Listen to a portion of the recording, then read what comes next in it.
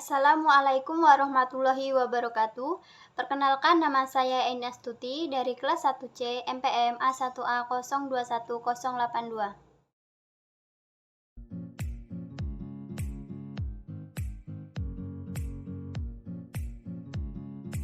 A. Kapitalisme.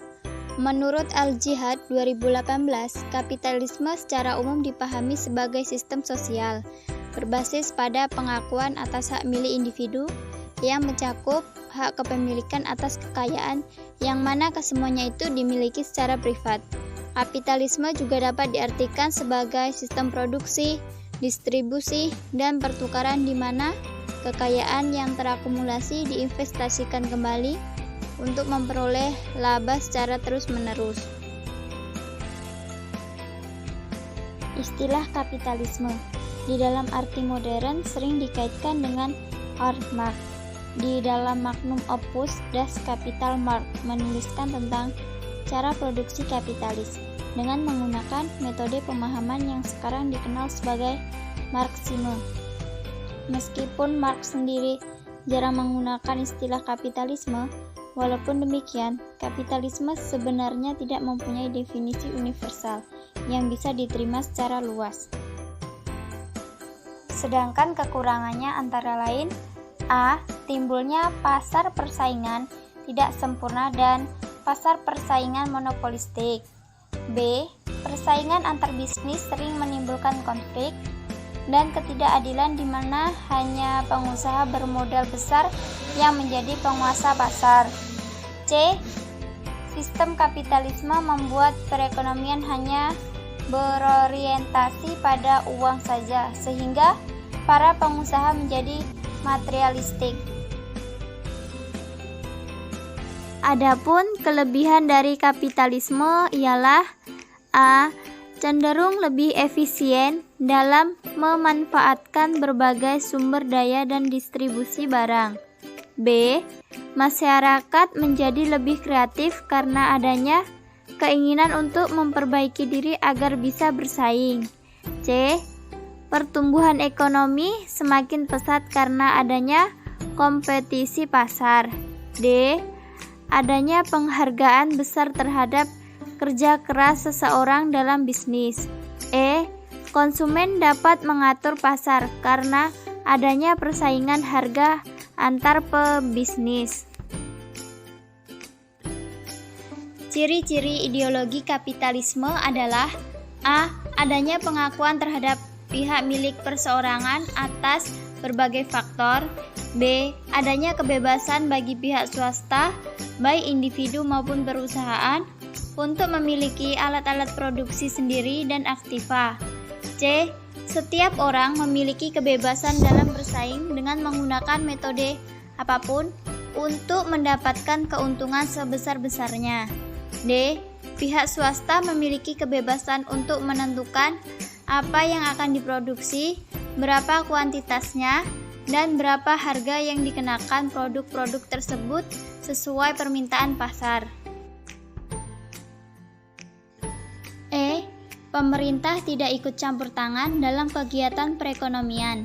Meskipun pemerintah dapat mengelola proses ekonomi, namun pemerintah tidak dapat membatasi aktivitas dan kepemilikan para pemegang modal. F. Sistem kapitalisme akan membentuk perilaku individualis pada setiap orang dalam masyarakat yang ditandai dengan karakter materialisme. G. Masyarakat yang hidup dalam sistem kapitalisme cenderung berperilaku hedonisme karena telah dipengaruhi oleh pengusaha.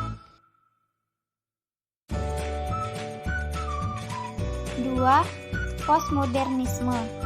Postmodernisme ialah paham yang berkembang setelah era modern dengan modernismenya.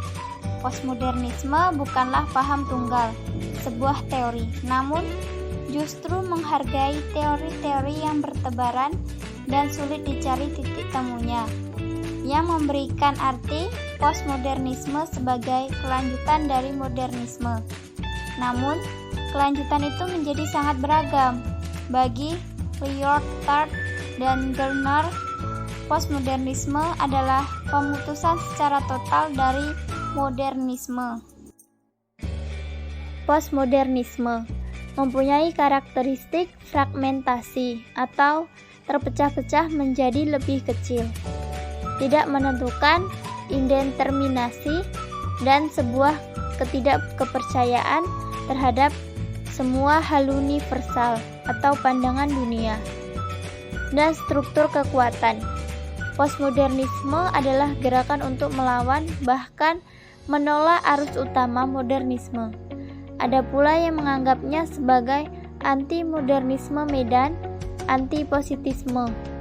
Istilah postmodernisme dibuat pada saat akhir tahun 1940 oleh sejarawan Inggris Arnold Toynbee. Asas-asas postmodernisme antara lain: A. Penaifan terhadap keuniversilan suatu pemikiran atau totalisme.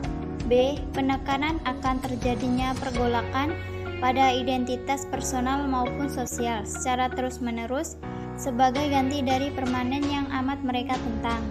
C. Pengingkaran atas semua jenis ideologi, memudarnya kepercayaan pada agama yang bersifat transenden atau metanarasi, dan diterimanya pandangan pluralisme, relativisme, kebenaran. 3.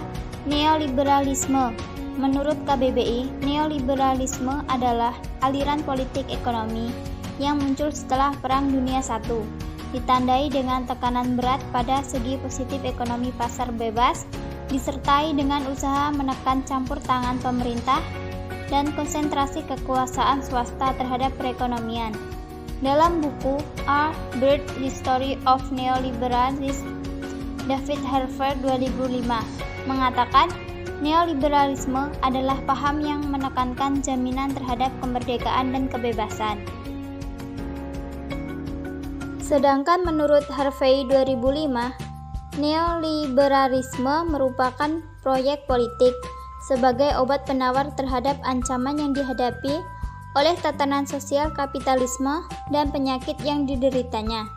Sebagai proyek, menurutnya, hal ini bisa ditelusuri dari sebuah kelompok kecil yang eksklusif terkenal dengan The Mont Pelerin Society yang terdiri dari filosof politik Austria Friedrich von Hayek, ekonom Milton Friedman, filosof Karl Popper, dan lain-lain, yang menyebut diri mereka sebagai liberal atau dalam tradisi Eropa karena keyakinan tentang sebuah idealisme kebebasan pribadi.